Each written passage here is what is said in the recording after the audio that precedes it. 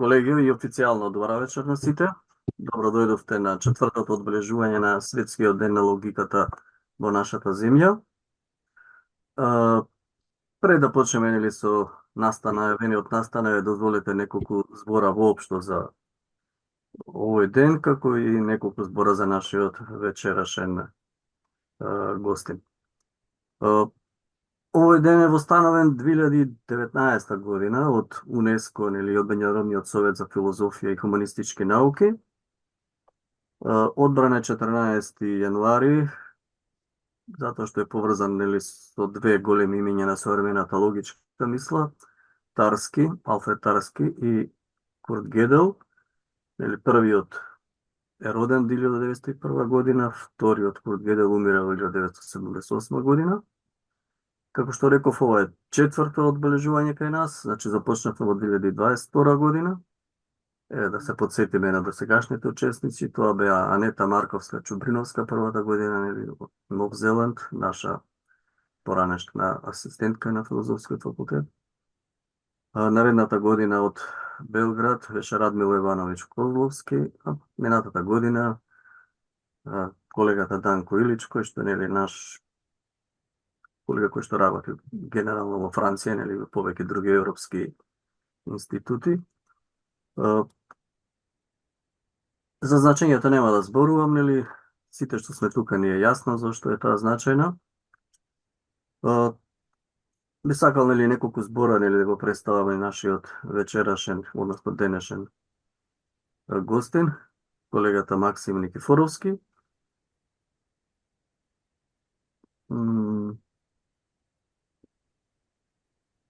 Со него веројатно се знаеме од 2016-17 година, не се сеќавам, нели, најточно, но беше пред се поврзано, нели, со дејноста или активностите на филозофскиот филмски фестивал, но не само со нив.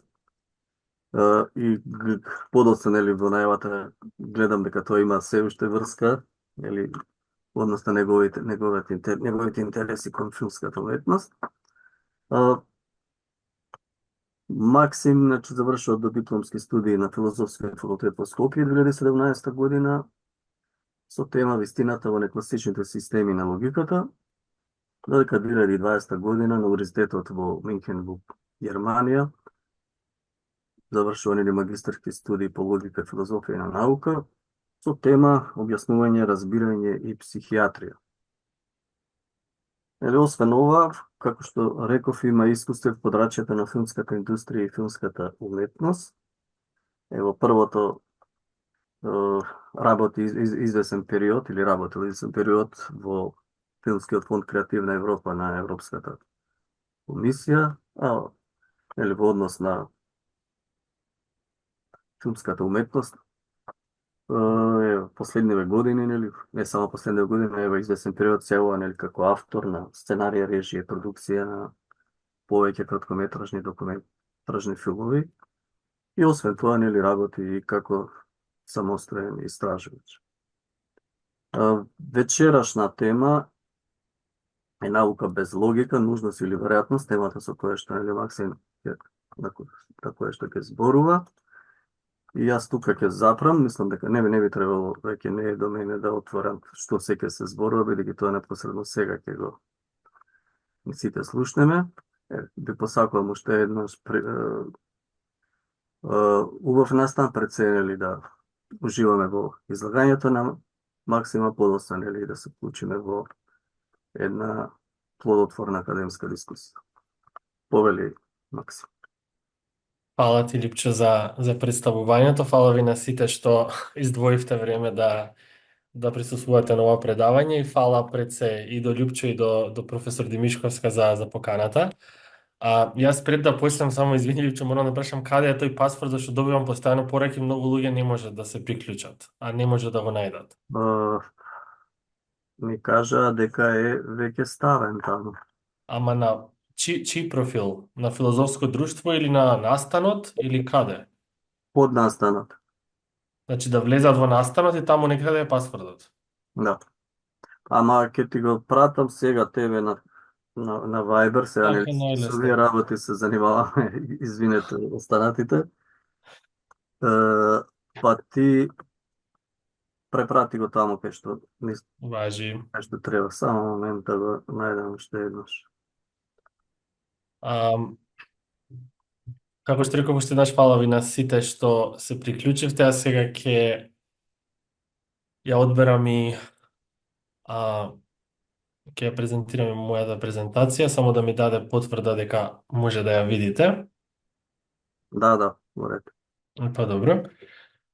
Ам, Фала и за пасвордот, ева само да го испратам, извинете. А,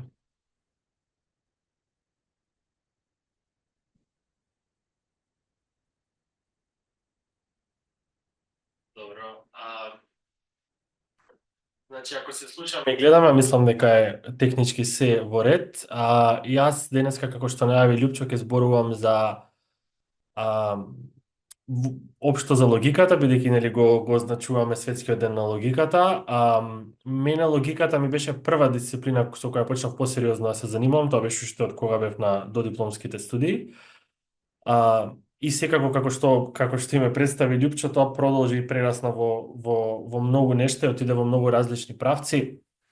А, По-конкретно сега се бавам со филозофија на наука, односно филозофија на когнитивните науки. Тоа ми е нешто подрече на интерес и на истражување кое ќе продолжам да го работам на академски план.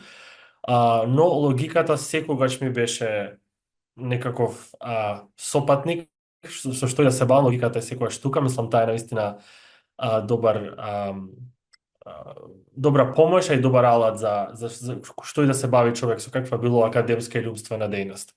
Така што ми е наистина чест да зборувам општо за логиката или конкретно денес за врската помеѓу логиката и науката, и како што во наслови ова предавање да го поставам прашањето кое може би е малку и провокативно, секако намерно, дали науката може да постои без логика, и како тоа би изгледало секако. Дали е тоа некаква нужност, дека науката во иднината ќе биде без логика, или е некаква веројатност. Вака, значи, прво, ќе се обидам да зборувам кратко, не сакам јас долги предавања, не сакам да ви додевам, сакам да имам и една отворена дискусија секако. Оние кои имаат прашања и интерес да слободно да ми постават кон крајот на презентацијата.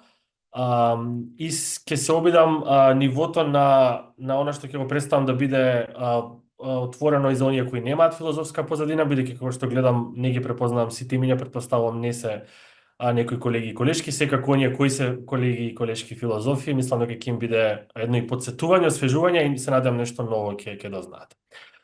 Значи вака, прво, кога зборуваме за логика и наука, според мене, а и според историјата на филозофијата, тие и двете всушност потекнуваат од еден ист импулс, од еден ист нагон. Нагонот или импулсот за да одгатнеме или да откриеме што се случува во светот, како функционира светот. Дали под свет подразбираме природниот свет или општествениот свет или што и да е, во почетокот на историјата на филозофијата тоа не е ни битно. Она што е битно е дека повеќето мислители, дали тоа биле научници во денешна смисла на зборот или филозофи, се обиделе да откријат како да го одгатнеме ова се околу нас што се случува. И она што ги двои логиката и науката, да речеме, од религијата или митологијата, е тоа што тие поаѓаат од некаква рационална перспектива, од некакво рационално поаѓалиште. Иако се двојат, како што ќе видиме во текот на презентацијата, не се, иако потекнуваат од ист импулс, тие всушност имаат различна улога и се етаблирани како нешто различно. Она што уште од самиот почеток ги издвоило е тоа што науката во самиот почеток била емпириска, односно искуствена, нешто да биде научно треба да биде тестирано, да биде искусено на некој начин, а логиката е чисто умствена дејност која нема потреба од некакви истражувања во таа класична смисла на зборот. И така Аристотел најчесто се зема, филозофот Аристотел од античка Грција се зема како почеток на воопшто и логиката и науката во западниот свет, со тоа што тој пишува многу текстови, од кои на нам за жал ни се останати само еден дел, и тие текстови, односно текстовите кои се однесуваат за логика, се наречени органон. Органон значи орудие или алат. И во таа смисла некако поради ова фрла сенка до ден денес, значи од античка Грција до ден денес, со тоа што логиката се смета за некакво орудие. Ова е, мислам дека општо познато за колегите, но за оние кои можеби прв пат се сретнуваат или не знаеле подетално, мислам дека е наистина битно да се напомене, односно дека логиката е сепак некаков алат, таа така и се дожива, некаков умствен алат или алат на умот. Ако логиката е некаков алат, тогаш науката е она за што се користи тој алатник. Така некако јас го презентирам тоа. Сега, прво, во првиот дел, накратко ќе зборам подетално што е логика, а во вториот дел ќе зборувам што е наука и кон крајот ќе видиме како се тие поврзани. Не сакав да давам голем историски осврт, така што оние кои се заинтересирани можат слободно да прочитаат, и можеме да се навратиме подоцна. Јас само накратко ќе нафрлам за што станува збор. Како што веќе кажав, почетокот на логиката е кај Аристотел во античка Грција, но таа, односно неговите списи, се оживеани или се пронајдени повторно во некаде во средниот век и подоцна во Ренесансата уште повеќе, нели? Но она што е битно во средниот век е што логиката и филозофијата во главно биле исто така популарни, но религијата зазема прв план, па така и логиката и филозофијата на некој начин се, како што често се кажува, слугинка на теологијата, односно на религијата во таа некоја смисла, иако во Западна Европа, она што денес како нарекуваме Западна Европа, односно во католичкиот свет, логиката и како била некако вклопена со католицизмот, односно со католичкото христијанство, во таа смисла што тие свештени лица, особено познатиот филозоф Тома Аквински, имал за задача или имал за намера да користи логички сознанија и принципи за да објасни одредени религиски или христијански мотиви или случувања. Сега, тоа е вториот дел од овој развој, третиот дел е тој модерен период, односно периодот после средниот век, каде што логиката на вистина зазема многу голем замав, бидејќи религијата зазема сега втор план и логиката и науката земаат некаков преден план, и таа е повторно оживеана, рафинирана, односно подобрена од страна на тогашните научници, мислители и така натаму. Да дојдам побрзо до современието, некаде во 19-тиот и уште повеќе во 20-тиот век, логиката се формализира. Што тоа значи? Ако претходно била некако по-филозофска, да речеме, она што некои академици го нарекуваат филозофска логика, сега прераснува во математичка логика, односно сите оние абстрактни принципи и логички се формализираат со одредени букви, одредени символи, и некаде во 19-тиот, а повеќе во 20-тиот век, особено со објавувањето на принципија математика, тоа е познато дело на Бертранд Расел и Алфред Вајтхед, тие всушност ја формализираат логиката до тој степен што ја сведуваат на еден вид математички систем во кој користи символи. Знаеме, на сите ни е позната математиката. Математиката работи во главно со бројки, барем основната математика, аритметиката. Логиката не работи со бројки, но работи со символи кои представуваат она што операциите на умот, што ви се рекло. И иако во 20-тиот век веќе се чини дека логиката го достигнува својот врв и дека едноставно ќе биде користена и популаризирана и понатака, она што се случува е Курт Гедел, познатиот логичар, докажува дека всушност и логиката и логичките системи имаат своји ограничувања, и тоа го покажува преку докажување на неколку познати, сега нам познати теореми, односно така наречени теоремите на некомплетност и неконзистентност, со кои докажува дека повеќето математички и логички системи се некомплетни. Односно, да поедноставам, бидејќи тоа е навистина покомплициран дел, докажува дека ниту еден математички систем или логички систем во случајов не може сам себе да си ги оправда основните поими, особено тоа да докаже дека нешто е вистинито или точно во самиот систем и дека на тој начин е некомплетен, со други зборови нема доволно капацитет или мок сами од себе си да си се објасни. Ова се поклопува и со низа општествени случувања, како што повеќето знаеме, под Втората светска војна, самата Втора светска војна и под Втората светска војна, каде што се случува едно тресење на интелектуалниот живот, бидејќи луѓето однаш губат чувство што можеме да користиме да не го објасни светот околу нас, ако логиката и математиката се несовршени во таа некоја смисла.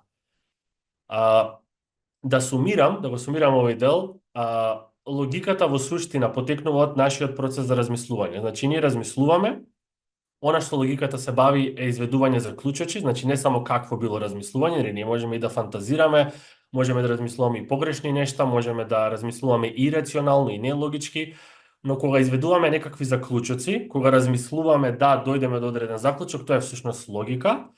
И она што го имаме денес, како што реков од претходниот век до денес, имаме една математичка формализација, односно не само што ние имаме измислено символички систем за тоа како логиката функционира, туку сега имаме и буквално системи кои се математизирани и кои всушност врз кои работат и модерните компјутери во некоја проста смисла на зборот.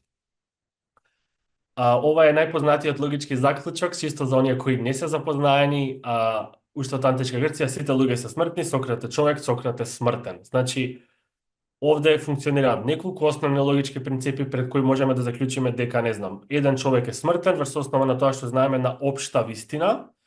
Од таа општост имаме една поединечност, односно од еден факт, би го рекле денеска, значи дека сите луѓе се смртни, или дека сите луѓе одат на две нозе, или дека сите луѓе имаат две очи.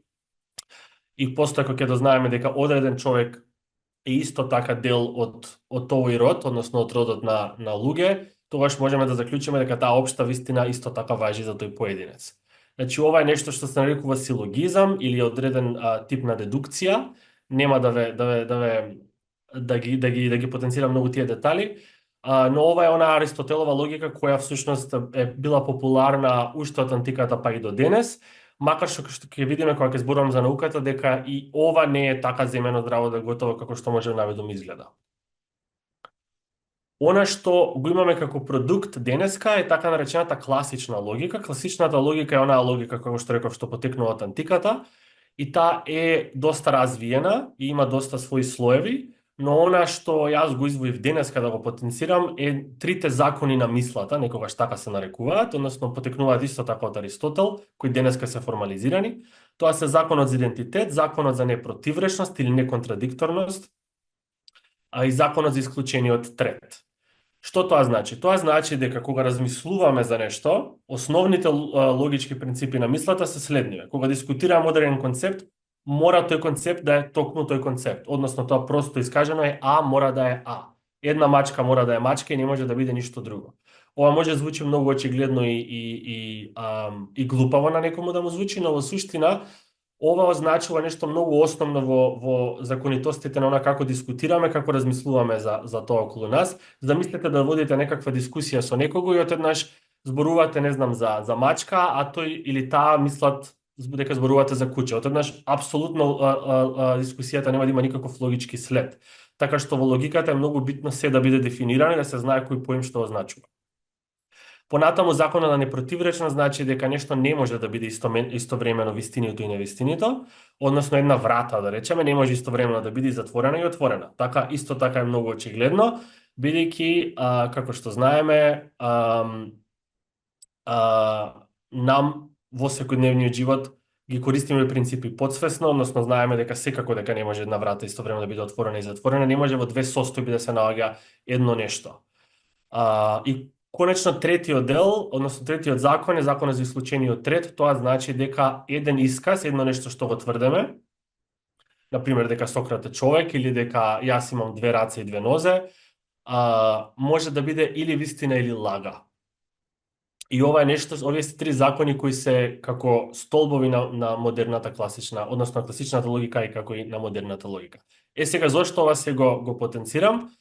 Е тоа што постојат, како што професор Демишковска ќе потврди се надам подоцна во дискусијата, постојат така наречени некласични логички системи, што ме води до строгото современие денес, односно постојат логики и логички системи кои се развиени, кои ги побиваат нешта, односно овие закони и слични на ним, кои сме ги земале здраво за готово повеќе од, мислам, илјадници години, може да се каже. И некои од тие системи, во некои од тие системи нештото, односно исказот, може да биде не само вистинито или лажно, или како математичарите што велат точно или неточно, туку може да има и некаква трета, а понекогаш и четврта вредност. Во некои системи противречностите се дозволени. Тоа значи дека во некои логички системи можете да дефинирате нешто да биде истовремено и вистина и лага или нешто да биде во две состојби и така натаму, бидејќи како што знаеме во секојдневиот и во секојдневниот јазик има и како многу нејасности, непрецизности кои сега наоѓаме начин како да ги преведеме во некаков математички систем. И класичната логика се уште е популарна, секако, поради низа причини, и се користи, и математичарите ја користат, и во компјутерските науки се користи, но и некласичните логики земаат замав и се како занимливи и интересни за истражувачи вештачка интелигенција, филозофите секако, истражувачи на природниот јазик, особено овие истражувачи кои ги играат овие модели на големи модели на јазик, како ChatGPT и слично. И доли имам неколку примери за да кажем како се викаат тие системи, овие некласични системи, пример имаме моделна логика, имаме париконзистентна логика, имаме така наречена фази логик. Професор Демишковска ќе ми помогне да ми каже како е преведено кај нас фази и зашто имам заборавено. Да сумирам. Логиката е универзална, тоа значи дека е секаде иста. Таа е формална и символичка, најчесто така сакаме да ја формализираме и да ја користиме. Таа е пред се алат инструмент, не открива ништо ново, таа не е наука во смисло како биологија која може да ви каже нешто ново за животните или за луѓето и така натаму, тука е само алат. Таа е јасна и прецизна, или барем се труди да биде. Таа е неутрална, значи е буквално чиста колку што може нешто да биде во умот, и таа е бинарна. Значи работи во принципот на вистина и лага, односно тие две вредности. Но како што реков, тука затоа има и звездичка. Во некои системи, некои нешта може да бидат и повеќе од две нешта, од две опции. Логиката не е емпириска, не е искуствена, ништо не тестираме, не одиме во лабораторија. Таа не е наука за фактите, како што многумина на интернетот некојаш тврдат. Таа не е наука за убедување, односно за дебатирање, тоа е реториката. Односно реториката не е за дебатирање, туку е за формирање еден логички говор и со цел да се убеди спротивната страна да верува во нешто. А таа не е секогаш интуитивна, некогаш мислиме дека нешто има смисла и е логично, но всушност кога ќе го формализираме ќе видиме дека тоа не е баш така. И таа не е содржинска, ова е моја додавка, во смисол дека таа е буквално како еден калап во кој ние ставаме нешто отколку самата таа дека нуди некаква нова содржина, во таа смисла. И таа не е нешто што се нарекува теорија на веројатност, односно таа не е никаков статистички или пробабилистички алат. Сега, само да видам колку зборував. Добро, се уште сум во времето. Сега, што е науката? Се надевам ова не ви беше на некој ново, на некој не му беше ново, но сега ќе одам малку по-нови, можеби поинтересни нешта, кога ќе зборам за науката и врската на науката со логиката. Значи, прво нешто што сакав да искористам оваа прилика е многу накратко да кажам дека зборот наука самиот по себе како збор е интересен и проблематичен, не проблематичен во негативна смисла, во позитивна смисла, бидејќи во различни јазици значи нешто различно. Во словенските јазици како македонскиот или српскиот или рускиот и така натаму, најчесто, поправете ме ако грешам, се надевам подоцна може некој ќе каже некакво мислење за ова, под наука подразбираме некакво сеопфатно учење и знаење. Тоа не мора да биде во класична смисла физика и хемија, туку може да бидат многу различни нешта. Па ние во колоквијалниот говор често знаеме да кажеме, не знам, некој што добро готви, ова е една цела наука, секоја чест како добро ова го правиш, или не знам, во градина како градинари. Значи за нас многу работи се научни во таа некоја смисла. Се што мора да се научи, се што има некаков систем да учење и на правила, тоа на некој начин е нешто научно во таа некоја смисла. Сега, она на англиски што го користиме или пак на француски, science или science, е збор кој во суштина поради нели доминантност на англискиот јазик значи најчесто се поистоветува со систематско емпириско проучување на природата. И во таа смисла зборуваме за физика, хемија и биологија и ним сличните науки. И најчесто е многу луѓе кога се збори за наука мислат на нешто што се работи во лабораторија, нешто што е потпрено на математика, нешто што е потпрено на докази, нешто што е природно, односно природно научно.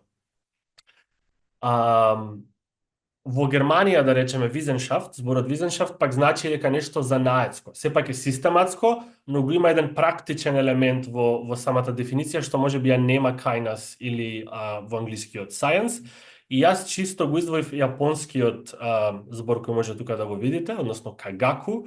Не бидејќи тоа е сам по себе нешто многу важен, но е пример за една поразлична култура и поразлична држава и од нас и од останатите европски држави, каде што има еден момент каде што науката е, како и многу други нешта, една гранка и дисциплина. Значи не ужива во таа моќна популарно што може би ја има кај нас и пошироко во Европа. Таа на крајот од денот е многу почитувана дисциплина, но е една гранка и дисциплина за знаењето или проучувањето во таа некоја смисла.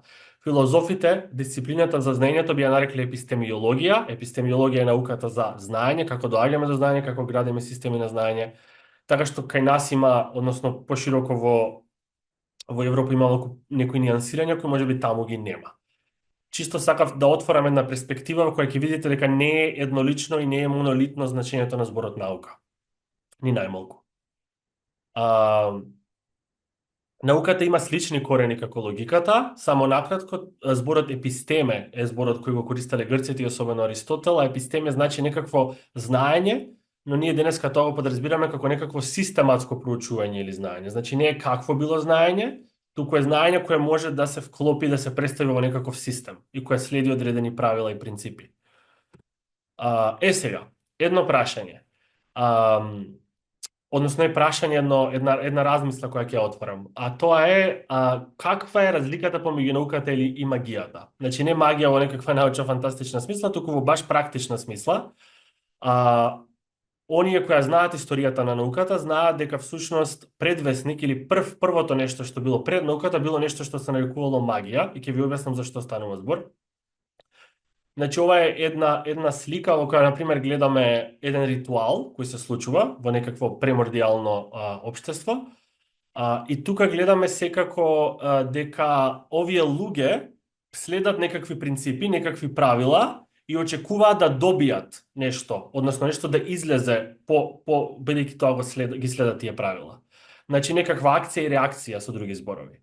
Но ова е сепак некакво магично општество, значи ова општество не се базира и овој ритуал не се базира на некакви научни принципи како што би рекле денеска и затоа најчесто сметаме дека ова е нешто што припаѓа во минатото, а не во сегашноста.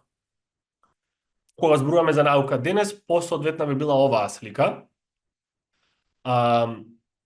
во која буквално се доловува оно што денеска подразбираме под наука. Сега, што е разликата помеѓу првата и втората слика? Во филозофска смисла нема голема разлика, бидејќи има нешто што ги обединува и двата принципи. Дали е тоа некаков ритуал во премордијално општество или е некаков ритуал под наводници во лабораторија модерна, а тоа е она што ги обединува филозофски гледано, е всушност каузалност, односно причинско-последичноста, односно причинско-последичните врски. Што тоа значи?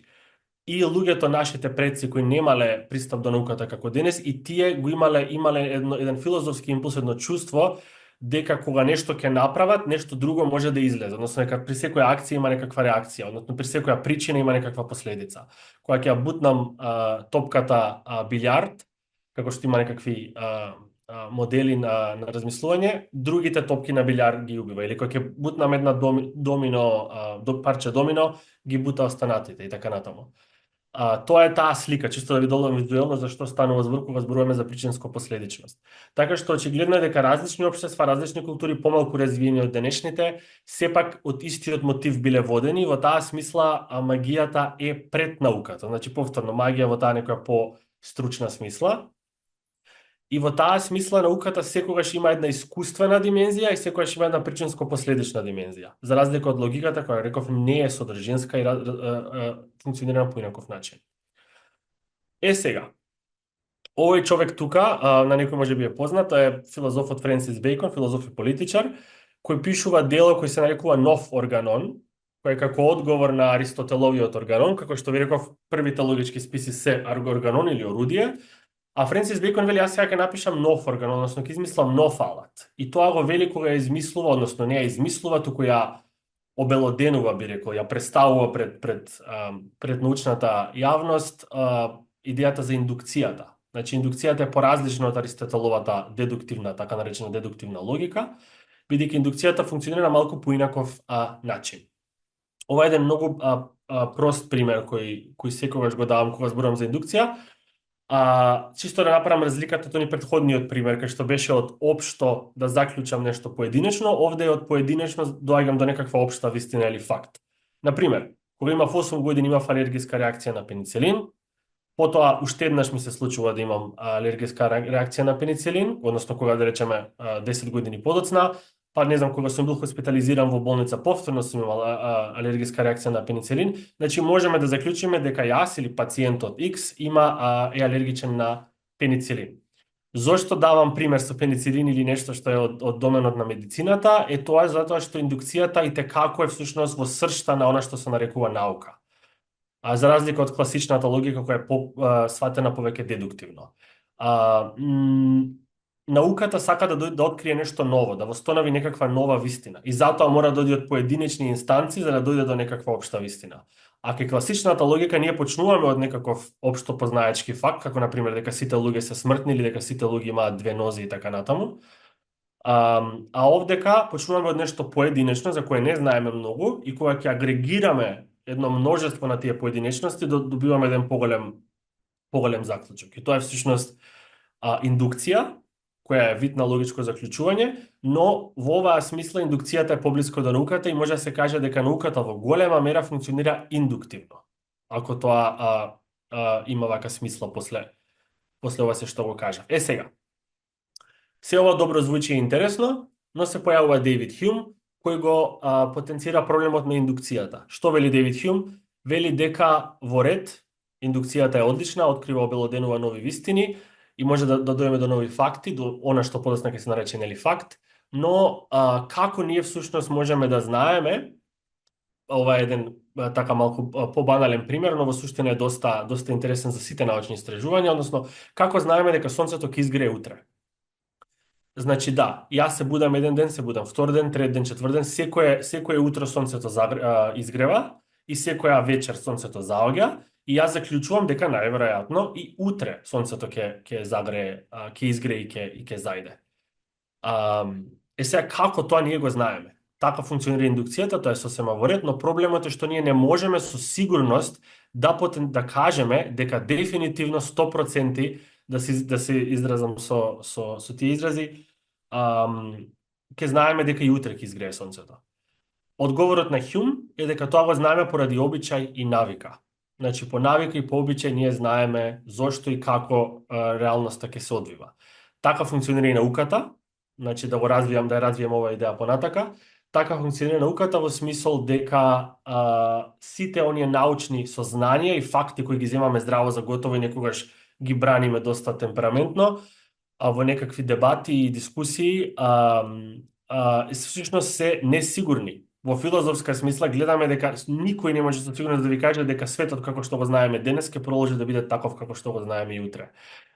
Но поради одредени можеби психолошки причини и поради обичаи и навики, како што вели Хјум, ние продолжуваме да живееме, да прифатиме несигурноста на стварноста, да прифатиме дека можеби никогаш нема да имаме комплетно знаење, како што ветуваше логиката, но ќе имаме едно научно знаење кое можеби не е 100% во таа некоја смисла како што нашиот импулс за сигурност сака, но барем ќе ни даде една рационална основа за она што го нарекуваме наука и научно сознание. Само да видам уште колку добро во ред.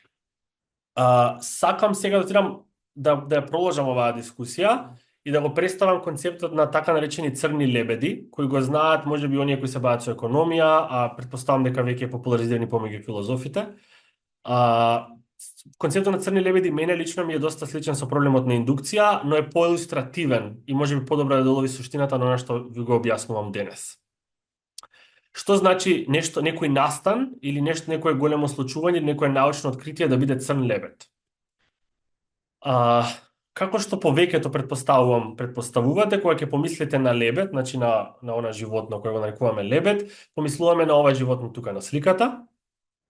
Значи, кој што можете да видите на сликата, односно едно животно со бели пердови, кое најчесто нели плива по некакви едерски површини. И кога користиме индукција, ние можеме да заклучиме дека сите лебеди се бели. Бидејќи јас сум бил во езерото близко мојата населба, сум видел лебеди, сите биле бели. Сум бил на патување, не знам каде, кај што има лебеди, сите лебеди биле бели. Сум гледал документарец за лебеди, таму биле бели. ја упростувам суштината на поентата, но идејата е дека индукцијата функционира на тој начин. Од многу поединечности доаѓаме до поголема една вистина да заклучиме дека сите лебеди се бели. Но што се случува кога ќе дознаеме дека постои животно кое е исто така лебед и кое всушност е црно, а не е бело? Тука е таа идеја. Што правиме тогаш, односно како ние и психолошки, но и во филозофска смисла, како реагираме, како одеднаш тој хаос кој настанува во нашиот ум, ќе го решиме кога одеднаш нешто што сме го земале здраво за готово е одеднаш не е така очигледно како што сме мислеле. Она што го вели Талеб, односно човекот кој го има измислено овој концепт на црн лебед, е што вели дека во многу домени на човечката активност, особено во науката, има многу настани и случувања кои се црни лебеди. И задача на науката би било, за да ни пружи таква сигурност кој што сакаме, е таа всушност да ни каже како и кога да ги предвидиме црните лебеди. Бидејќи во суштина науката има две задачи. Првата задача е да ни даде некакво сигурно знаење, нели, кога ќе кажеме научно докажаност, некако сигурност ни дава, а второто е да ни даде можност да предвидиме нешто што ќе се случи. Значи, ние сакаме, например, кога ќе одиме на лекар и не имаме некаква болест, докторот да ни каже, земи го ова апче и ова апче ќе ви го даде токму ова и ова ќе ви го направи ова на вашето тело. Како го знае тоа лекарот? Па лекарот го тестирал тоа апче на подредени научни принципи и со тоа со сигурност знае дека и кај вас ќе делува на позитивен начин. И ние тоа сакаме тоа така да биде, бидејќи ни влева одредена сигурност и можеме полесно да функционираме во општествениот, политичкиот и секако научниот свет. Е сега каде е проблемот во сево ова? Овде има неколку настани кои ги наведува самиот Талеб, некои кои ги додадов и јас. А тоа се, например, дадов и од политичките и од општествените науки некакви црни лебеди и од природните науки. Чисто за да ви пробудам прашања и љубопитност за тоа дека многу нешта кои науката ги нуди, сепак не може до крај да ги предвиди. Што тоа значи?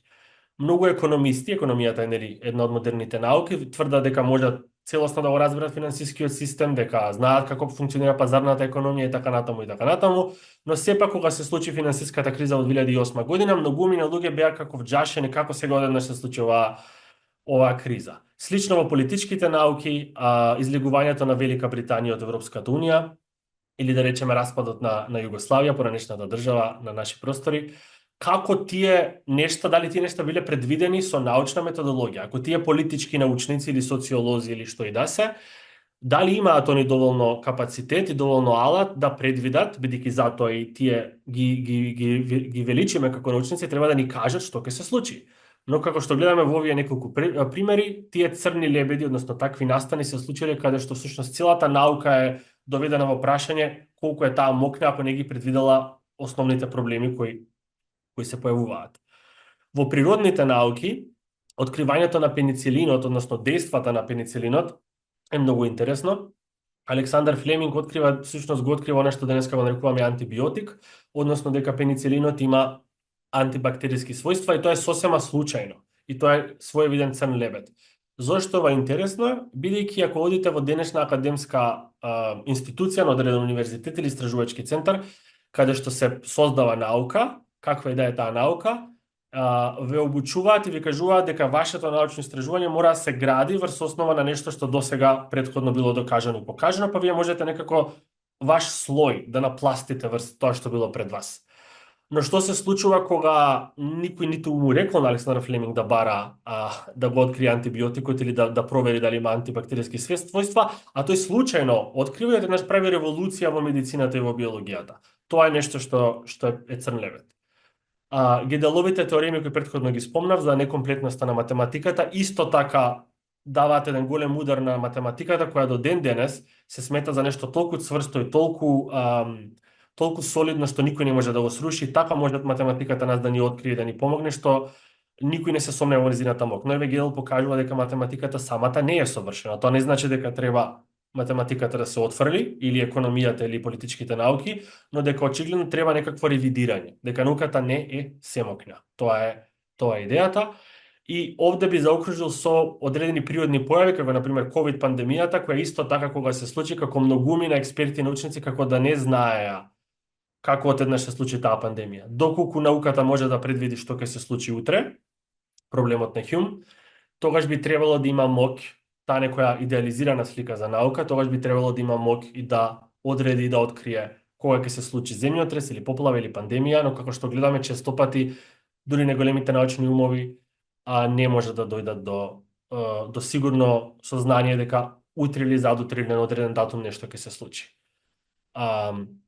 И во оваа смисла, да го заклучам овој дел за науката, проблемот на индукцијата и концептот на црни лебеди, кои јас сметам дека се доста сродни, истакнуваат дека постојат одредени ограничувања на нашата способност да ја разбереме иднината и да ја предвидиме иднината. Не да ја предвидиме на некаков магиски начин, туку буквално да знаеме дека лекарствата кои користиме денес ќе бидат успешни и утре, дека економскиот систем на кој се подпираме и банкарскиот систем кој се подпираме денес дека ќе опстои и ќе постои утре и така натаму. Тоа се тие прашања и тие импулси кои се нам битни да ги овозможи една цврста наука, но како што ви гледаме проблемот на индукцијата и проблемот односно концептот на црните лебеди покажуваат дека и како и науката некогаш не може со сигурност да каже дали нешто ќе се случи или не. Сега, доаѓам кон крајот кон третиот дел, последниот дел од ова предавање, се надевам не сум надвор од времето.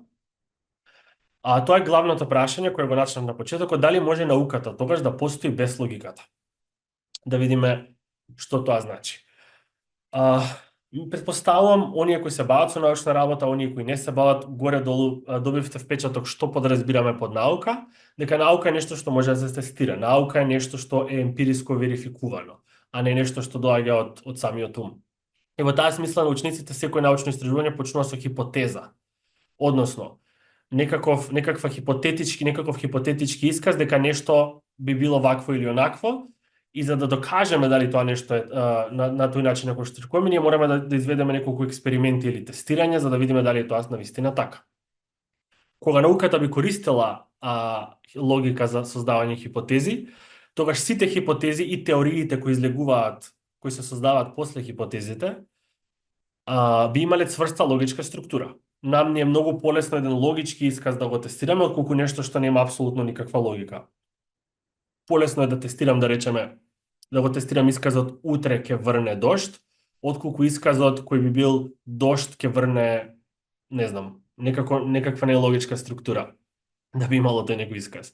Значи, во една банална смисла, логиката е појдовна точка на секој научно истражување. Значи, ги униформира и им дава облик на повеќето научни исследувања. Без логика, хипотезите и теориите би имале една нејасна структура и би биле многу потешки за тестирање. Значи, мора почетокот, основата да биде логичка. Во таа смисла, науката не може да биде без логиката. Штом ја имаме хипотезата, треба да дизајнираме експерименти. Како ќе ги осмислиме, ќе ги дизајнираме тие експерименти? Со помош на логика, можеме да изолираме променливи. Променливи се оние делови кои не се константни, односно делови кои се, како што самиот назив кажува, променливи. Можеме да елиминираме пристрасност или оно што се нарекува во англофонската литература bias, и можеме полесно да тестираме причинско-последични врски. Просто кажано, логика подразбира структура, секоја структура полесно ни дозволува да дизајнираме експерименти. Без логика експерименталните процедури би биле хаотични и би било многу потешко да ги утврдиме резултатите кои би ги потврдиле или би ги побиле хипотезите. Значи, повторно, на прашањето дали може наука без логика, најверојатно не. Штом добиеме некакви податоци, некакви резултати, мораме да ги протолкуваме. Така, ова е третиот дел на таа податочна анализа. Со логика, со помош на логичките средства и алати, податоците можеме многу полесно да ги структурираме и да ги интерпретираме. Без логика тоа би било повторно, како што може веќе да предпоставите, многу би било потешко да се направи. Предвидувачка моќ, како што реков, науката не само што треба да каже дали е нешто вака или така, дали е нешто вистинито или лажно, туку дали можам ова што го знам како факт, дека ќе важи и утре и задутре и можам да предвидам што ќе се случи понатака. Науката повторно со помош на логиката може многу поточно и поуточнето да предвидува дали нешто ќе се случи, како нешто ќе се направи, пример е движењето на планетите или одредени хемиски реакции, Замислите каков хаос би било доколку одредена хемиска реакција секој ден различно се случува. Ние сепак земаме здраво да готово дека кога химичарите одат во лабораторија, дека секој ден истите законитости на природата важат. Во таа смисла логиката не може да се одвои од науката. И конечно, ако бидел без логика, тогаш би имале многу понесигурни, помалку мокни предвидувачки способности на науката и на научниците, не би можеле никако тоа да го објасните, да кажат што би било утре а, и што би било понатака во животот, да прават некакви предикции, односно предвидувања. Да сумирам со една метафора, науката без логика би била како да навигираме карта, односно некаква мапа, која нема координати и размери. Сите елементи би биле видливи, но нема да можеме да ги разбереме нивните соодноси, да одредиме како да дојдеме од една до друга точка. Со други зборови, светот и без нас ќе постои. Онаа позната филозофска дилема, ако падне дрво во шумата и ако нема кој да го чуе дали дрвото навистина паднало, најверојатно одговорот е дека да. Дури да нема кој да го чуе, дрвото најверојатно е паднато, односно светот продолжува да постои без нас, со тоа што кога сме ние во светот, ние имаме логички и научни способности да видиме како можеме да го одгатнеме. Просто кажано. И во таа смисла светот се нуди нам, ни се дава како некаква сирова материја, но со помош на логиката можеме таа материја да ја структурираме многу полесно и полесно да ја разбереме. Затоа во таа смисла логиката е поидовна и завршна точка на науката, но не е единствениот алат кој научниците го користат. Во таа смисла науката не нужно и не секогаш ја користи исклучиво логиката, но логиката, како што реков, и почеток и крајот на секое научно истражување. И кон самиот крај, мислам дека ми останува малку време, сакав да отворам темата за вештачка интелигенција, бидејќи и во мојот приватен живот и во професионален живот ова е тема која е навистина непресушна овие денови, овие претпоставам и предстоечките години.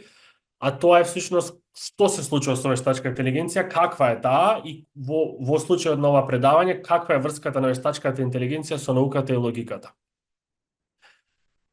Како што може да претпоставите, како оние што се упатени и се бават со овие тематики, вештачка интелигенција е во голема мера базирана на логички принципи. Самите програмски јазици, самата компјутерска наука е всушност плод на формалната или математичката логика, со тоа што програмските јазици, она што го користат компјутерските научници, информатичарите, не е таа чиста сирова логика што е можеби популарна меѓу филозофите, секако тие програмски јазици се доволно развиени што кога ќе ги видите не нужно изгледаат типично логички, некои од нив, некои изгледаат и навистина логички како што мислиме, како што би помислиле кога ќе зборуваме за логика. И во таа смисла вештачка интелигенција се базира на логика, но не само на логика. Еве, например, само да видам кој пример го имам наведено тука. Значи, овие експертски системи кои сега постојат и кои се многу популарни, конкретно во медицината, значи користат логички правила да се диагностицира болест врз основа на симптоми. Што значи тоа? Вие на тој систем редите список симптоми и тој со помош на логички операции може да заклучи дека овој симптом е поврзан со овој симптом, тоа значи дека вие најверојатно имате таа болест или не. Многу простом ќе ми простат тие што можеби се бават со ова. Вештачка интелигенција и науката од друга страна имаат многу поинтересна врска која може не е на прв поглед толку очигледна, односно она што се нарекува машинско учење е клучната техника на вештачката интелигенција. Односно, она што вештачка интелигенција се труди да го постигне е машините во една смисла да сами учат. Тие да можат самите да раководат со одредени податоци, самите да даваат и да генерираат одредени сознанија, а не да бидат програмирани од страна на човек, иако тие во суштина на почетокот секако дека се програмирани. И во таа смисла, за да се постигне тоа машинско учење, таа вештачка интелигенција да биде интелигентна во вистинска смисла на зборот, самата да може да создава нови идеи, самата логички да расудува, мора да се подпре на најновите научни сознанија. И во таа некоја смисла таа функционира и на она што се нарекува теорија на веројатност, односно теоријата на веројатноста за разлика од логиката не е толку црно-бела, не е толку бинарна и кажува дека нешто може да биде помалку или повеќе веројатно да се случи. И во таа смисла машинското учење функционира по тие принципи и како последица и вештачката интелигенција. Примерот кој тука е наведен е дека вештачка интелигенција се користи во геномиката, односно воопшто во генетиката, да се идентификуваат потенцијални цели за лекови преку анализа на генетски податоци.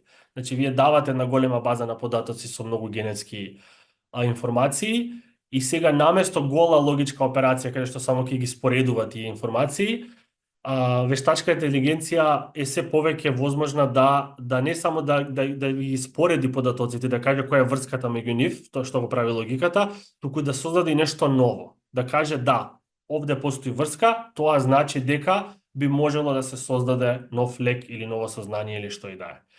Се надевам дека горе-доле не избрзав и ова беше јасно. И само на крајот ќе завршам со предизвиците на вештачка интелигенција, односно она што предстои, а тоа е дека всушност, како што реков, логиката е доста бинарна, логиката е доста прецизна, а реалниот свет не секогаш е логички, реалниот свет е доста хаотичен, податоците кои ги добиваме не се секогаш уредни и логични, некогаш си противречни, и затоа е можеби полесно вештачката интелигенција, како што веќе кажа, да се подпре на теоријата на веројатноста и да каже дали нешто е помалку или повеќе веројатно, отколку со сигурност да каже дали нешто е вистина или лага, односно точно или неточно, бидејќи вештачката интелигенција се обидува да биде слика на реалноста и на тоа како нашата интелигенција всушност функционира, а нашиот ум не секогаш функционира логички, туку функционира со многу поразлични нијанси кои можеби класичната логика не може во целост да ги долови. И предностите на врската помеѓу науката и вештачката интелигенција е тоа што ги забрзува на некој начин научните откритија. И како што претпоставам сите вие кои користите интернет, можете постојано веројатно сте бомбардирани од најнови сознанија дека наскоро има одредени нови научни откритија, нови вакцини, нови технологии, нови апарати и така натаму, и сето тоа бидејќи вештачката интелигенција или овие модели, големојазични модели како ChatGPT, Gemini и слично, можат многу побрзо од нас да ги обработат сите податоци на многу пократок рок и не само што ќе ги обработат логички, туку и да понудат некакви нови толкувања и сознанија за нив. И тука е еден најскорешен пример, а тоа е за време на COVID-19 пандемијата, дека дел од тоа зашто вакцините толку брзо беа испорачени, секако тука има политички димензии во сето тоа, но идејата беше дека вештачката интелигенција многу побрзо можеше да ги анализира сите оние податоци кои ги добивавме за тоа како едно тело е заразено од вирусот, како повеќето тела, човечки тела реагираат, како вирусот се развива и така натаму и на тој начин и побрзо да се заштитиме и да ставивме побрзо крај на пандемијата. Вештачката интелигенција во суштина е круна јас би ја нарекол круна на развојот на логиката, значи од Аристотел до денес, како што ви ја раскажав цела оваа приказна, завршува со вештачката интелигенција и вештачката интелигенција сега отвара едно ново поглавје за тоа како работите ќе се случуваат, бидејќи доколку постигнеме вештачка интелигенција која е доволно способна самата да учи, многу побрзо и подобро од нас, во тој случај повеќе не би ни било потребно ние да се бавим во некоја смисла со логика, бидејќи таа ќе се бави за нас. Ова е можеби провокативна изјава, и секако дека не е црно-бело, но дефинитивно можеме да видиме дека сме на почеток на интересна, можеби, научна револуција. Така што секој исчекор, јас би рекол, тоа е последниот мој заклучок, ќе бара комбинација на логика, статистика, теорија на веројатност, математика во класична смисла, и пред се тоа машинско, така наречено machine learning или машинско учење, за да може науката и во случај вештачката интелигенција која ќе биде неизоставен дел на модерната наука да оди напред. Така што, ако се вратам на самиот почеток на предавањето, дали може науката без логиката? Се уште не, но како што гледаме, науката не е само врзана за логиката, туку е врзана за низа други нешта и во таа смисла е навистина интересно и возбудливо да се биде жив денес и да видиме како и во какви различни правци ќе се одвиваат нештата. Јас мислам дека точно на време завршив. Се надевам дека не бев здодевен, се надевам дека откривте нови информации и се надевам сега дека ќе имате прашање и убава дискусија. Да, благодарам Максим. А, Навистина се отворија многу, нели, прашања и поопштини и, како да кажем, и по-специјалистички. Мислам дека за сите што се тука присутни имаше е, како да кажем, еден пристап кој што е отворен или академски, но и не само академски, што така ми прави задоволство, нели? Кога те слушав и верувам дека и сите што се тука присутни го има, нели, тоа чувство. А, Да, како и што рече Мартин, како што најавивме на почетокот, даваме простор сега, нели, за дискусија. Тоа не нужно мора да значи прашање, може да биде и, нели, коментар некаков, е, различно мислење, споделување на различно мислење, но пред се замолувам, нели, што и да е тоа да биде во концизна форма, нели, за да оставиме простори на останатите колеги, нели, да имаме, нели, чувство, нели, за заедништво кое што секој пат ги краси овие наши, нели, собири. Повелете, значи можете да кренете рака или ако немате таква можност, можете директно, нели, да почнете да зборувате.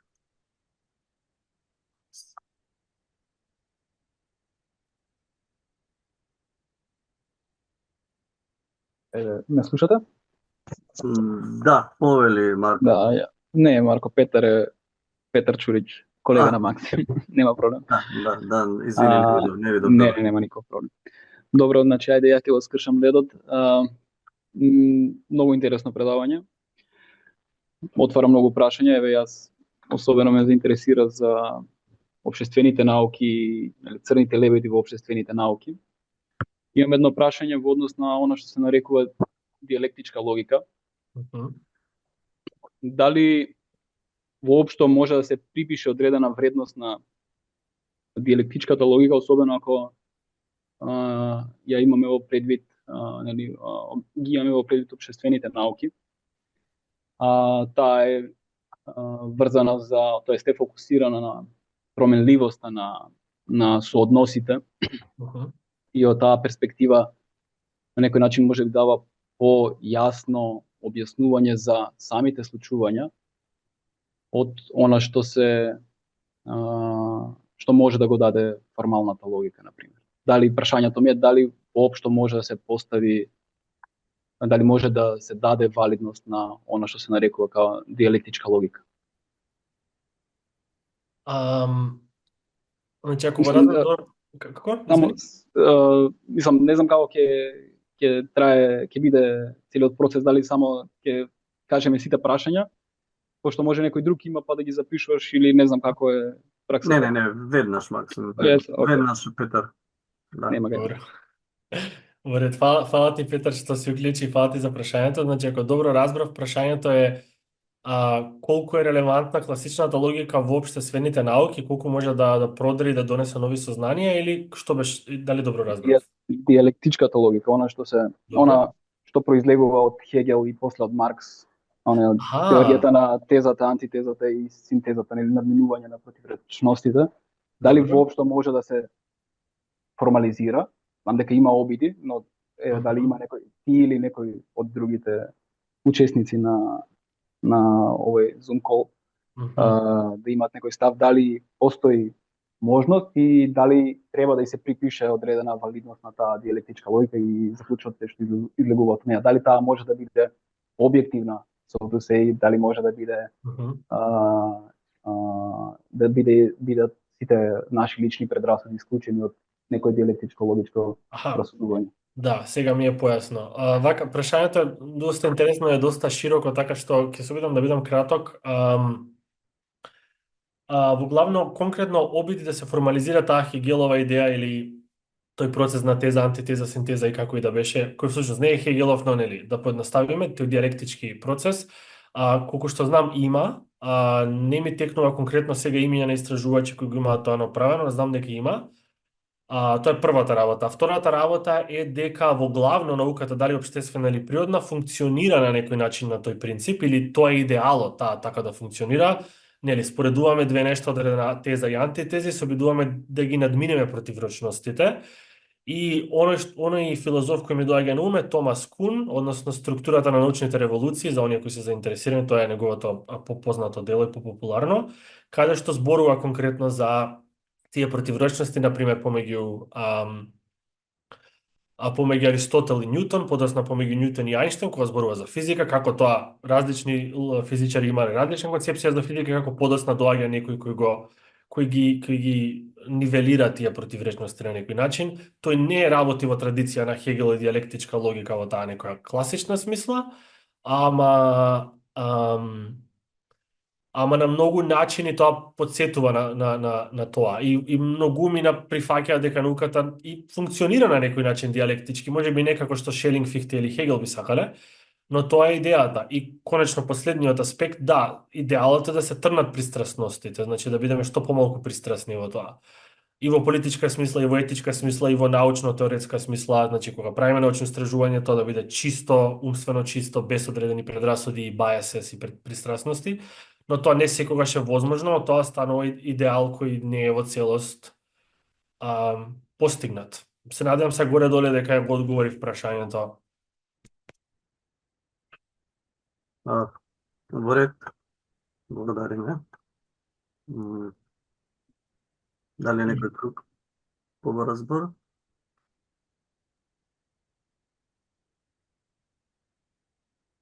Јас би сакала нешто да кажам, ама би дала предност на другите. Ако има некои од помладите колеги што се заинтересирани, што би сакале да постават прашање или да прокоментираат нешто, би им дала предност. Липчо те молам види дали има, бидејќи кај мене не се гледа. Никој се нема раче кренато. Добро. Да. Добро. Во меѓувреме додека се готват други прашања, Младите колеги ти дават предност тебе. Добро, благодарам. Ако е тоа генерацијски проблем. Повели да. Така, најнапред најискрено да му се заблагодарам на нашиот колега Максим Никифоровски и да го поздравам неговото вакво враќање, да кажам, повторно на македонската академска сцена и да кажам дека ми е големо задоволство што траекторијата на неговата академска кариера оди токму онака како што е во интенција идеално замислено од нас како наставници, како поискусни академски, да кажам, инструктори што се занимаваат со оваа сфера, имено нашите најдобри студенти, така да стекнат меѓународно искуство, да се проверат, да се афирмираат во меѓународните кругови, меѓутоа после тие проширени хоризонти и нови сознанија, повторно да ги инкорпорираат во македонската филозофска заедница и мислам дека и овој начин, овие начини на нивно представување и проширување на кругот на идеите што циркулираат во нашата академска заедница е сведоштво за успешноста на тој модел. Така што генерално, значи го поздравувам и благодарам на неговото прифаќање да биде наш денесен говорник во светскиот ден на логиката. И не е веројатно изненадување со оглед на тоа дека сепак оваа дисциплина е она со што потесно професионално се занимавам. Неговото предавање инспирираше навистина многу голем број прашања и идеи. Сега во интерес на времето и како што реков, желбата сепак, како што рече Љупчо, да не се узурпира премногу времето за дискусија, би сакала само повеќе како коментар да се надоврзам и како некој вид на развивање на темите што ги начна Максим, околу разликата помеѓу тоа дедуктивното и индуктивното расудување. Тоа што Максим го посочи, тоа е таа класична, да кажам, традиционална дефиниција на разликата помеѓу индукцијата и дедукцијата. Нели, дедукцијата, најпросто кажано, како расудување од општо кон поединечно, каде што премисите од кои што тргнуваме се поопшти, а конклузијата е помалку општа, и обратно индукцијата како расудување од поединечно кон општо, значи еден вид генерализација. Меѓутоа, би било, мислам, добро да се напомене, а тоа сосема оди во духот на заклучоците што Максим ги сугерираше, дека современите истражувања логичко-методолошки се фокусираат или нудат еден поинаков критериум, кој што не оди наспроти овој традиционалниот, меѓутоа го инкорпорира во себе си и става еден значи акцент на нешто друго, не на општоста или поединечноста на премисите, односно на конклузијата, туку врз нивниот статус од аспект на вистинитоста или веројатноста. И еве го тука сега тој концепт на веројатноста кој што вие го споменавте. Имено, што е тоа од овој аспект што е клучно, што е определувачки критериум за дедуктивното расудување. Значи, во дедуктивното расудување, од вистините премиси доаѓаме до вистините конклузии.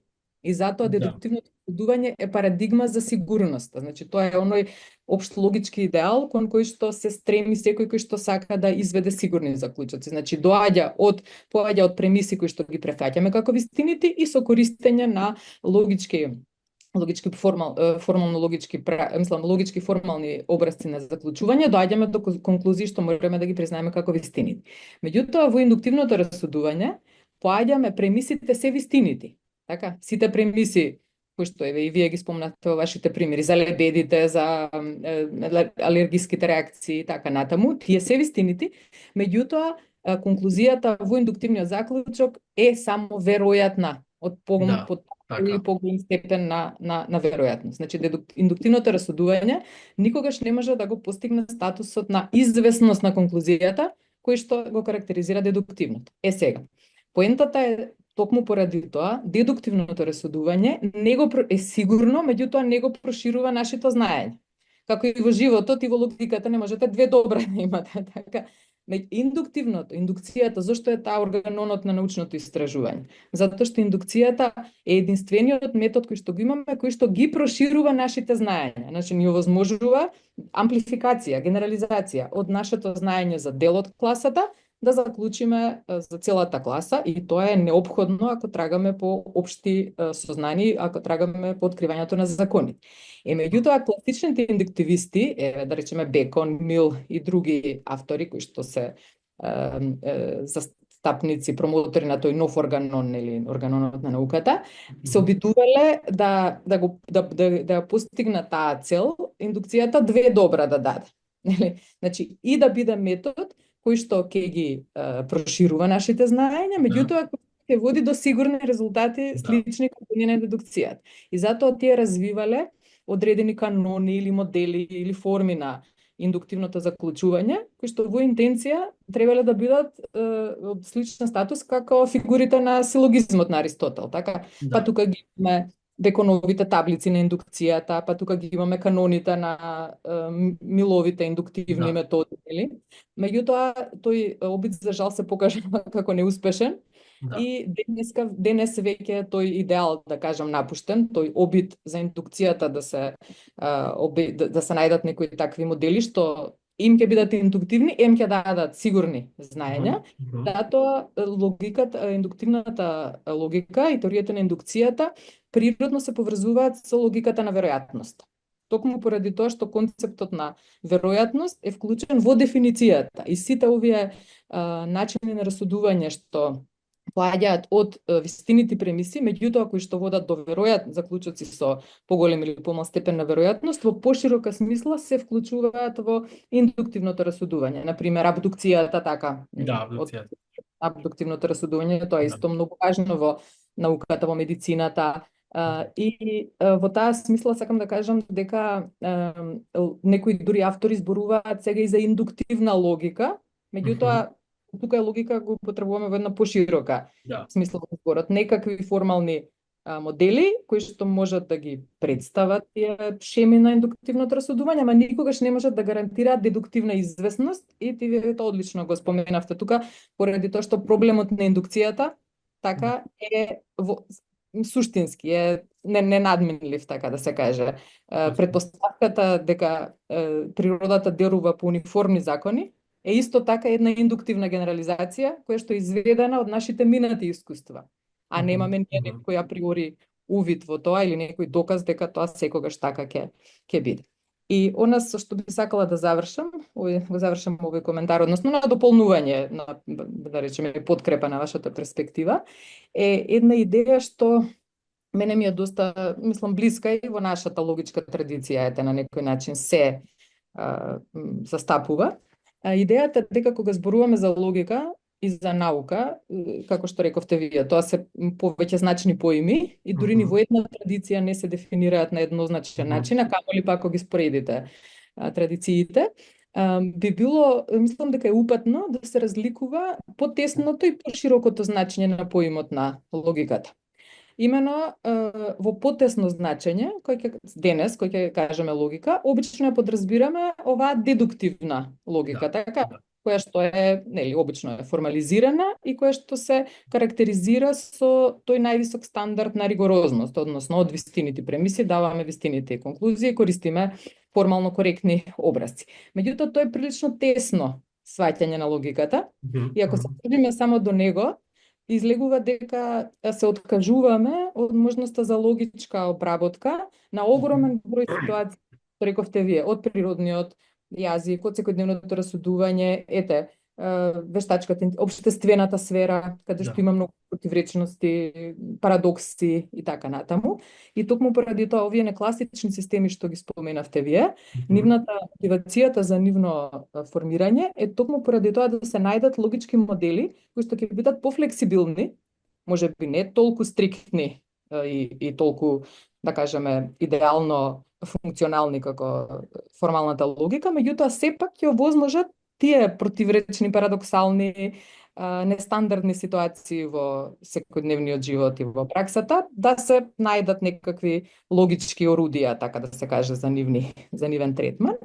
И поширокото сваќање за логиката, еве да ве потсетам на поднасловот на една од книгите на професорката Панзова, е општа теорија за рационалноста. Точно, се сеќавам. Логиката ако ја дефинираме во таква поширока смисла како општа теорија за рационалноста, тогаш таа би ги инкорпорирала сите оние принципи, методи, механизми со кои што се обидуваме со рационален пристап да се справиме во сите подрачја каде што се манифестира нашата рационална моќ. И науката, и секојдневната комуникација, и тие навидум парадоксални ситуации, и затоа и во таа смисла во тој поширок концепт на логиката, тука би влегла не само формалната логика, туку и значени делови од епистемологијата и од методологијата. Така што се согласувам со тоа што рековте дека во односот на логиката и науката, логиката и почетната и крајната точка, меѓутоа не само формалната дедуктивна логика, туку и индуктивните и абдуктивните механизми и некогаш овие параконзистентни, да кажам, логики, нивните перспективи ни доаѓаат предвид, затоа што науката е премногу комплексна, освен ако ги додадеме елементите на креативност, како што рековте и научните револуции, бидејќи од една страна, како што велите, хипотезите треба да бидат во рамките на постојните знаења, ама секоја вистински револуционерна хипотеза оди контра стандардната. Значи, така оди напредокот, ако се држиме само во рамките на познатото, така нема да го има развојот на науката. Значи, тука и креативноста, и имагинацијата, и многу наши ресурси се во научната сфера мобилизирани, и логиката во најшироката смисла на зборот. Придржувањето до низините правила и принципи е необходно, меѓутоа не само ресурсите на класичната дедуктивна логика и плюс уште многу други аспекти на нашата човечка креативност се одговорни за тие фасцинантни, како што рековте вие, зачудувачки дострели на модерната наука на прагот на една сосема нова ера. Се согласувам со вашата констатација дека овие модели на вештачка интелигенција, особено large language models, овие самостојни способни за самостојно учење и комуникација на природниот јазик, дека се знаци за една радикална револуција. Благодарам многу, Максим. Некои прашања, само така да надополнам некои идеи, да развијам некои перспективи што вие ги отворивте. Фала ви многу.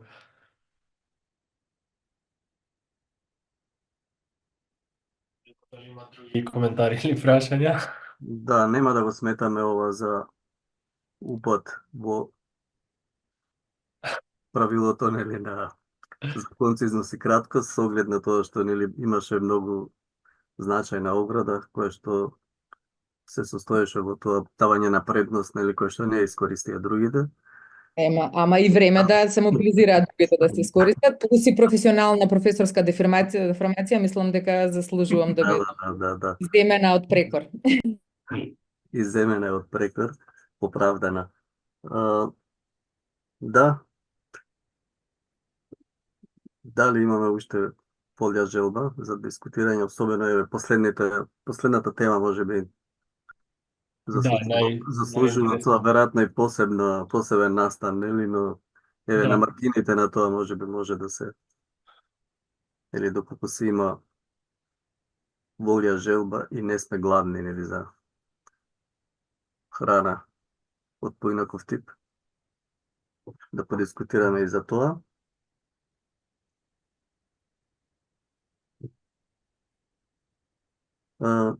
Добро, јас како денешен водител кратко само ќе искористам, нели, обично, нели, тоа не е добро и не се смета, нели, за добар морадар оној кој што, нели, ќе би регулува и во овој контекст, но само малку коментари ме подсети Ана кога зборуваше, нели, немам посебни прашања, можеби нешто околу прецизирање на крај со Максим, но во однос на ме подсети, нели, за говорот, за дискусијата за односот индукција-редукција, нели, сакаме двете добро. А тоа многу тешко оди, нели, ме подсети веднаш на Кантовата ситуација, нели, стремежот за, односно прашањето и големата негова ситуација, како до синтетички судови априори. Да. Во основа, нели, е тоа, нели, синтетичките судови го прошируваат нашето знаење, но не се априорни. Синтетичките судови се тие. Тоа е импулсот, да. Да, тој сметаше дека се тие можни, нели, но во математиката, нели, гледаш како таква наука, но тоа е друго прашање. Едноставно ме навлече, бидејќи сепак минатата година беше година, нели, на Кант. Да. Навлече, нели, ова идеја и овој говор на Ана кон тоа. А она што го мислев, нели, во однос на насловот на излагањето на Максим, наука без логика, ми се чини дека, нели, ти добро ги прецизира на крај, почеток поимно, нели, се чини на крај кога зборуваше за логика, како да не ја имаше предвид и некласичните логики, некласичните би логики, бидејќи онаат веројатноста беше ставена од другата страна на логиката, а всушност, нели, некласичните логики го, нели, тие обиди, нели, за класични логики кои што има многу, нели, кои што да ја спомнем Ана има изворен студија, учебник, да го наречеме, за некласичните логики, влегуваат, нели, во таа сфера. Така да, како ми се чини дека наслов бил процезен, попрецизен кога би бил наука без класична логика, нели? Без класична, да. Може би, да. Нели, чисто добра забелешката, да. Околу следењето одеднаш, нели, ми се чинеше дека чекај, дали сум на колосек, не сум на колосек, но во ред. Добра забелешка. Ги даде тие, нели, поимни важни Да. така да не, ова беше несуштинска, нели, несуштински коментар, но ми се чинеше важно да се сподели. Добро. Колеги, Марко бараше збори на кого? Не видов, ако побарал, нека повели.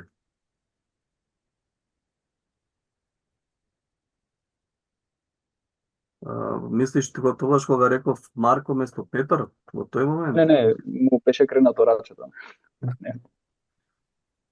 Јас не видов. И јас мислам дека видов, да. Слободно кој да е. Доколку не слуша Марко и доколку, нели, се уште важи тоа, може да се случи во секој момент. Без, нели, посебни. А не, аплодирал. Да, добро, во ред. Полека ќе завршуваме, само имаше едно прашање во чат на почеток за презентацијата, Максим. Да, ќе испратам до тебе, Дали, може да ја припратиш слободно. да, може би е најдобро така да ми испратиш мене, па кој, нели, колку некој сака, за да не праќаме вака, нели, на сите тие кои што се заинтересирани, ќе ја поделиме, мислам дека тоа е во ред. Тоа е дел од, нели, од научната работа, се споделуваат Да, апсолутно не чувам ништо во тајност. во ред, полека да завршуваме тогаш. Да, пристојно, околу час и пол сме. Благодарам на сите што бевте присутни, нели? Еве. И оваа година по четврти пат, нели, Филозофското друштво на Македонија и пред се Институтот на филозофија го одбележа овој ден со еден пригоден настан, нели? Наш не радува, нели, што оваа година имавме наш помлад колега кој што се занимава со овие прашања последнава деценија, нели, и кој што е ни овозможи, нели, ни пријатни мигови во кој во изложување, нели, на одредени резултати од своите, нели, истражувања. Го благодарам и на Максим уште еднаш и посакувам пријатна вечер и се гледаме во друга прилика и наредната година да сме живи и здрави, нели, за овој ден пак да го одбележиме. Благодарам на сите исто и благодарам на поканата. Пријатно, еве имаме коментари Сузана Илич, благодарност. Да, ви благодарам и вас. Се гледаме, колеги. Се гледаме, фала ви. Чао.